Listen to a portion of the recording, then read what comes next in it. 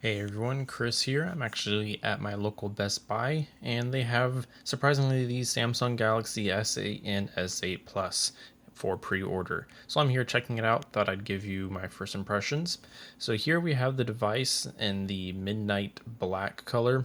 We do have the other three color options, as you can see, the orchid gray and a silver color. I like the black color the most. So the black is actually pretty fingerprint magnet, and compared to the S8 Plus, the S8 Plus is a little bit bigger. Very thin. We have a curved screen on the sides and around the edges. You can see the thin profile. Up top we have the SIM tray. Then over onto our right side we have the power button. On the bottom we have the speaker, USB-C port for quick charging, and headphone jack. On the left hand side we have the dedicated Bixby assistant button and volume up and down. Very light in the hand. The colors on the screen are fantastic. There's no physical or capacitive buttons on the front. It's now all on screen. On the back you do have that fingerprint scanner and the camera, which is now flush with the body. There is just a ring around it, just give it that little added protection.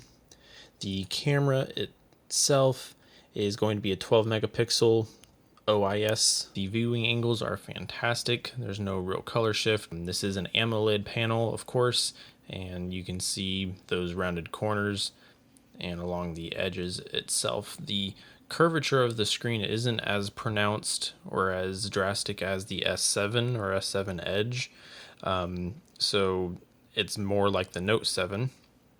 The navigation bar, you can customize them in the settings, like I said. This is my first experience using a Nougat on a Samsung device, so bear with me.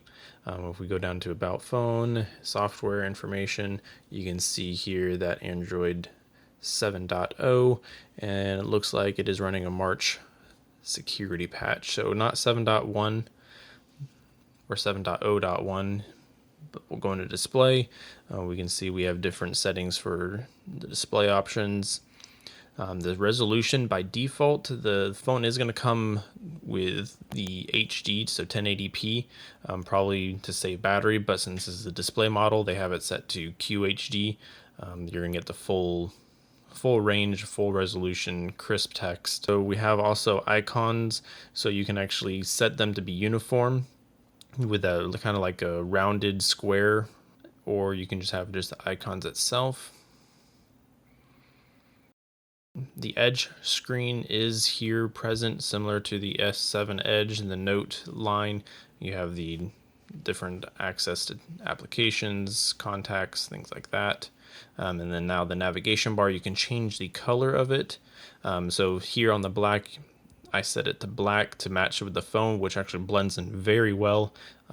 Makes it look more natural, more normal, where the other colors, it's going to stand out more. The black is going to blend in very nicely.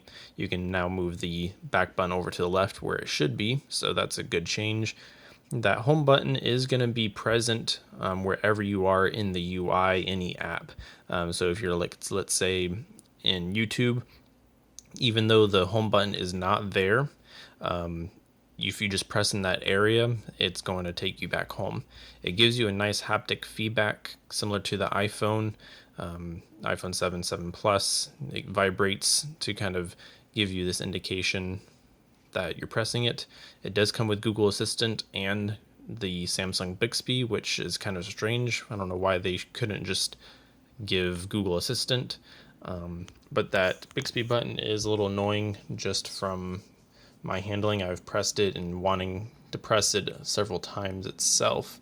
You do have the normal Nougat quick toggles there. Very white according to the Grace UX. The screen brightness gets very, very dim as you would expect, and also extremely bright. Swipe up to get to your apps, similar to the Pixel launcher, and then swipe left and right, which is kind of strange. It would have been nice to see just a scroll up and down to go through the apps. And now here in the camera, we can see again that 12 megapixel rear sensor, which is the same sensor that is on the S7 Edge. They've just done software and just a couple other improvements to it. Live effects, basically. Swipe over, we get over to other camera options. So this does include a 1000 frames per second slow motion capture. It does do 4K. The front facing camera can actually do QHD resolution, so that's surprising. Most you get up to maybe about 1080p, but QHD for front facing camera, that's going to be good for vlogging. It's a little difficult kind of going through the menus, seeing as the screen is so large. It is that 18:9 aspect ratio, a 5.8 inch and a 6.2 inch respectively. And then this little button over here is the integration with Bixby. So basically what will happen is when you press on that little icon, you can hold it up to, let's say, a car, a product of some sort, and it'll gain information, lets you buy it, kind of similar to a Google Now, essentially, for your camera. Google Assistant doesn't do this. So this is kind of one of the advantages of Bixby. So if, let's say, it was able to capture a computer, you can take a picture, you can go and do some online searches. So that's kind of an interesting feature. But I can already tell, like, just by navigating, I've pressed this Bixby button several times on the left hand side. So if you're left-handed, your thumb may press that. Getting to the fingerprint scanner if you're left-handed is not too difficult, but definitely a very fingerprint magnet phone, very grimy, as you could have seen there. Going through the UI, the navigating, the phone itself, very fluid, very fast, opening apps. So that is the Midnight Black. The Arctic Silver, which is very reflective. I'm not sure how the fingerprints are going to look up on this over time. You have a very chrome-like edge around the sides. The Orchid Gray.